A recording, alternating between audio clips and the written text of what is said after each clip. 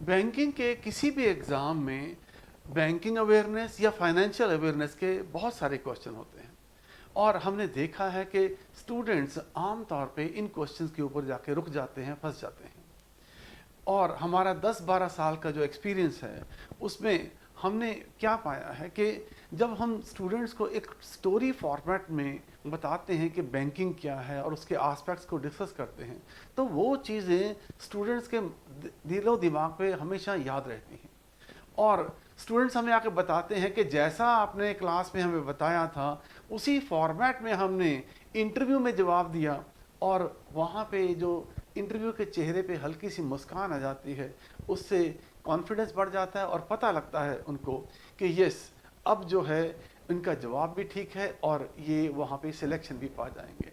तो चलिए कुछ शुरू करते हैं, बैंकिंग समझने की कोशिश करते हैं और उसी फॉर्मेट में कि थोड़ा सा स्टोरी फॉर्मेट में और विद द फोकस ऑन कि किस तरह के क्वेश्चन जो है एग्जाम में आते हैं और बैंकिंग को समझने की चलिए एक अटेम्प्ट है और मुझे पूरी उम्मीद है कि आपको ये काफ़ी समझ भी आएगा और अच्छा भी लगेगा। The first of all let us understand banking है क्या चीज़, व्हाट इज़ बैंकिंग। तो जब बैंकिंग की बात करते हैं हम यहाँ पे तो सबसे पहली बात है कि बैंक की जब डेफिनेशन देते हैं तो बैंक को कहते हैं bank is a financial institution which acts as a intermediary. Now एक वर्ड यहाँ पे आया है इंटरमीडियरी, किसके बीच में, between those who have the money with them and those who need it।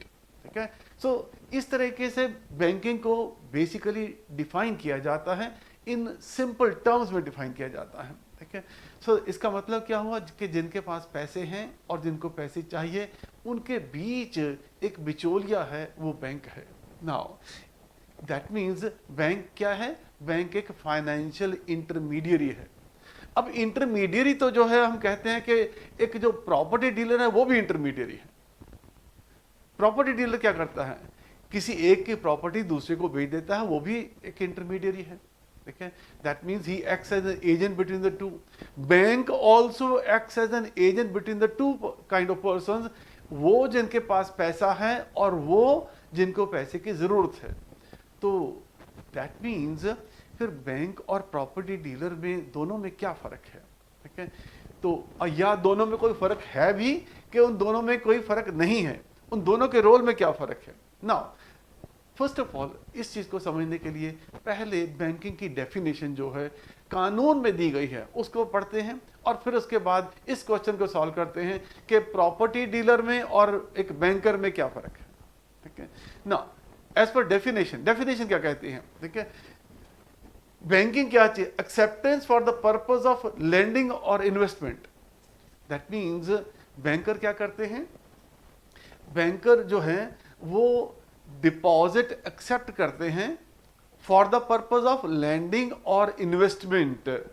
ठीक है, from the public, repayable on demand, but this money is repayable on demand. ठीक है, और otherwise and withdrawal by cheque, draft order और otherwise. ठीक है, इसका मतलब क्या हुआ कि बैंकिंग के 3 मेजर पॉइंट हैं। To be called as a banker there has to be 3 main issues. पहला क्या है कि जो बैंक है it will accept money from public, ठीक है, as deposit, that's the first thing. Second क्या है, दैट मनी, वो पैसे का क्या करता है, उस पैसे को इन्वेस्ट करता है या उसे लोन पे देता है। और तीसरी चीज क्या है, वो पैसा पब्लिक कभी भी ऑन डिमांड वापस ले सकती है। ठीक है, so these are the 3 ingredients of banking. इसके अलावा बैंक क्या करता है, अदर फंक्शंस क्या हैं, बिल बिजनेस है, फॉरेन एक्सचेंज बिजनेस है, बिल बिजनेस है और फॉरेन एक्सचेंज बिजनेस है। ठीक है जी, और bonds, debenture, bank guarantee, letter of credit, these are some other businesses जो कि बैंक करता है।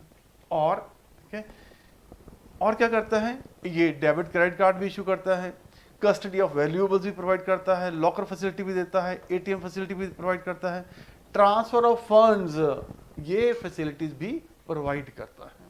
Now these are some other functions जो कि डिफाइंड हैं। और आपको ये भी याद रखना है कि जो बैंकिंग की डेफिनेशन है वो कहाँ पे डिफाइन की गई थी?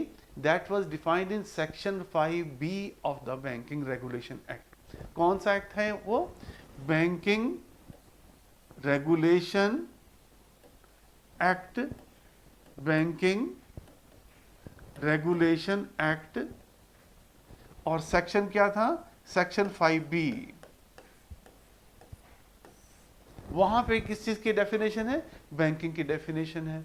और कौन कौन से काम कर सकता है वो कहां पे लिखे हैं? वो सेक्शन 6 में लिखे हैं। वो सेक्शन 6 में लिखे हैं। जैसा कि हमने देखा सेक्शन 6 में लिखे हैं other functions of the banking business, ये क्या क्या काम कर सकता है। ठीक है, सो दैट मीन्स बैंकिंग कहाँ पे डिफाइन हो गई? वो बैंकिंग रेगुलेशन एक्ट में डिफाइन हो गई, सेक्शन 5B में डिफाइन हो गई। और क्या क्या काम कर सकता है? That is mention in the section 6 of the banking regulation act. तो आपको जानने के लिए बस इतनी चीजें ही चाहिए बैंकिंग के बारे में। अब हम जो नेक्स्ट क्वेश्चन है हमारा उसके ऊपर आते हैं। ठीक है, यूनिक फीचर्स क्या हैं बैंकिंग के? ठीक है, फर्स्ट ऑफ ऑल जैसे मैंने पहले कहा, they accept money as deposit. ठीक है, नाउ समटाइम्स लोग कह देते हैं कि बैंकर्स एक्सेप्ट डिपॉजिट। ठीक है, now bankers accept deposit of money, that is very important. ठीक है, बैंकर सिर्फ मनी का डिपॉजिट एक्सेप्ट करता है। अगर डिपॉजिट की बात हो तो आप क्या गेहूं की बोरी जाकर डिपॉजिट कर सकते हैं बैंक में? No, you can not do it. आप किसी और चीज को डिपॉजिट नहीं कर सकते। You can only deposit money in the bank. ठीक है, and that money is deposits are payable on demand. These are payable on demand, and the banks are also allowed to issue checks.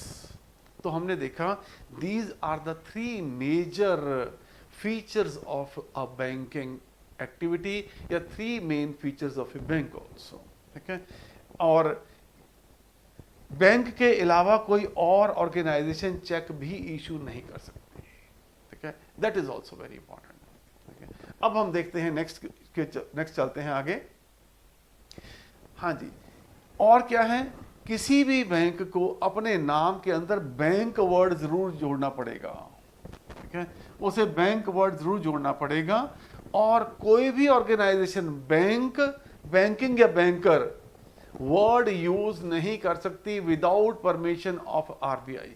कोई भी organization without permission of RBI ये तीनों अक्षर नहीं यूज कर सकती। That is bank, banking and banker. ठीक है, नाउ दैट इज वेरी, ये तीनों चीजें बहुत इंपॉर्टेंट हैं। अब बैंकिंग कंपनी, ठीक है, अब क्या आ जाता है हमारे पास? बैंकिंग कंपनी आ जाती है। What is a banking company? ठीक है, एक ऑर्गेनाइजेशन जो बैंकिंग का काम कर रही है उसे हम क्या कह देते हैं? उसे हम बैंकिंग कंपनी कह देते हैं। ठीक है, so a company registered under companies act, ठीक है, और जो से बैंकिंग का लाइसेंस मिला हुआ है, so that will be known as a banking company. और हमारे इंडिया में जितनी भी ऑलमोस्ट ऑर्गेनाइजेशंस हैं, they are registered as a company under the companies act, और आरबीआई से उन्हें लाइसेंस भी मिला हुआ है। इसके अलावा apart from the companies act, some banks they are made under law. ठीक है, they are made under law also. ठीक है, नाउ लाइक कौन कौन से हैं उसके बारे में आगे बात करते हैं। लेट अस फर्स्ट अंडरस्टैंड, जैसे कि मैंने पहले कहा था कि एक प्रॉपर्टी डीलर में और एक बैंकर में क्या फर्क है। We will come on to the aspect also कि कौन कौन से बैंक हैं, किस तरह के बैंक हैं, टाइप्स ऑफ बैंक क्या होते हैं, वहां पे अभी आएंगे। First of all let us understand कि एक बैंकर में और एक प्रॉपर्टी डीलर में क्या अंतर है। Now what does the property dealer do? मेरी प्रॉपर्टी है, आपको बिकवा दी और आपके नाम प्रॉपर्टी करवा दी और आपसे पैसे लेके मुझे दे दिए। ठीक है जी, so I am also satisfied, you are also satisfied. Property dealer को क्या मिलेगा? उसमें से कमीशन मिलेगा, और कमीशन लेने के बाद उसका बिटवीन अस नाउ, आप में और मेरे में, दोनों में क्या रोल रह गया? उसका रोल खत्म हो गया। He has no role to play now. Once a deal is done, उसका रोल खत्म हो गया। But in case of a banker, आपने बैंक में पैसे जमा करवाए, आपने बैंक में पैसे जमा करवाए, और I have taken a loan from the bank, ठीक है। और अगर आपको पैसे चाहिए तो you do not come to me, you go to the bank to get your money, ठीक है। और बैंक ये नहीं कह सकता कि देखिए सर मेरे पास जनाब ने पैसे नहीं दिए हैं, वहां से पैसे आएंगे मैं फिर आपको पैसे दे दूंगा, ठीक है। Banker doesn't say so. Bank क्या कहता है, बैठिए, I will give you the money, ठीक है। So that is the main difference between a banker and a property dealer, ठीक है। So this has to be understood. Now इसीलिए इस चीज को थोड़ा स्टोरी फॉरवर्ड में समझते हैं तो ये चीजें याद हो जाएंगी हमें, ठीक है। फिर आगे देखते हैं हम, ठीक है। नाउ क्या एक पोस्ट ऑफिस भी एक बैंक है कि नहीं? मैंने पहले कहा कि बैंक, एक बैंक को कहलाने के लिए उसके पास 3 चीजें होनी चाहिए। वो क्या होना चाहिए? वो डिपॉजिट ऑफ मनी एक्सेप्ट करता हो, वो डिपॉजिट एक्सेप्ट करता हो, ठीक है जी, वो लोन देता हो या इन्वेस्ट करता हो, और वो चेक बुक इशू करता हो। तो पोस्ट ऑफिस क्या काम करता है? पोस्ट ऑफिस डिपॉजिट एक्सेप्ट करता है, yes, they accept money as deposit. Post office chequebook भी इशू करता है, बट पोस्ट ऑफिस पैसे इन्वेस्ट नहीं करता, पोस्ट ऑफिस लोन नहीं देता, ठीक है। That is, post office is only an agent on behalf of the government of India to collect the deposits, national saving funds, ठीक है। That is why post office is not a bank, ठीक है। So अगर आपसे पूछे तो देखिए जो पोस्ट ऑफिस है वो भी तो चेक इशू करते हैं, पोस्ट ऑफिस है वो भी तो डिपॉजिट एक्सेप्ट करते हैं, तो वो बैंक क्यों नहीं है? तो आपके पास बड़ा सीधा सा आंसर है कि पोस्ट ऑफिस जो है वो लोन नहीं देता, वो पैसे इन्वेस्ट नहीं करता, वो सिर्फ गवर्नमेंट का एक एजेंट है, ठीक है। नाउ दैट मीन्स अब इशू आ जाता है मनी लेंडर का। क्या मनी लेंडर बैंक है कि नहीं है? Money lender also they accept deposit, वो भी डिपॉजिट एक्सेप्ट करते हैं, वो भी लोन देते हैं, ठीक है। But money lender can not issue cheque, they can not issue cheque drawn on themselves. वो चेक देंगे किसी बैंक के ऊपर का चेक देंगे आपको, अपना उनका कोई चेकबुक नहीं होता। सो a money lender can never be a bank, ठीक है। नाउ इसके अलावा अगर मैं और कहूं, क्या कोई फाइनेंस कंपनी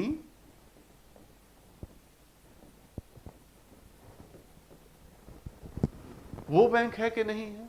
वो भी डिपॉजिट एक्सेप्ट करती हैं, वो लोन भी देती हैं, ठीक है। But they also do not issue cheque. Bajaj finance है, टाटा फाइनेंस है, रिलायंस फाइनेंस है, ठीक है, दे फाइनेंस कंपनीज, वो डिपॉजिट भी लेते होंगे, लोन भी देते हैं, ठीक है ना। But they do not have their own cheque books, that is why they are not a bank, ठीक है ना। वैसे फॉर योर इंफॉर्मेशन, हम बड़ी बड़ी इन ऑर्गेनाइजेशन को क्या कहते हैं? These are known as NBFCs। क्या कहते हैं इसे? NBFC, that means non banking finance company, non banking finance company कहते हैं इसे। और एक नई टर्म शुरू हुई है इनको कहने के लिए, उसे क्या कहते हैं? इसे शैडो बैंक कह दिया जाता है, ठीक है। That means they are not a bank but they are just like a bank, they are not banks but they are just like a bank, ठीक है। So sometime they are referred to as shadow banks, ठीक है। So that is what we understood, ठीक है, कि ना property dealer है वो एक बैंक है, ना मनी लेंडर बैंक है, ना पोस्ट ऑफिस जो है वो बैंक है, ठीक है। और इसी तरीके से जो है हम फिर आगे चलते हैं, ठीक है। नाउ हमारा एक नेक्स्ट क्वेश्चन आ जाता है। अभी तक तो हमने समझा कि बैंकिंग क्या है, अब क्वेश्चन है कि जो बैंकिंग है इसको कोई रेगुलेट भी करता है कि नहीं करता, ठीक है। Is the banking a regulated activity or not also? Or why this activity is regulated at all? That is also very important, ठीक है।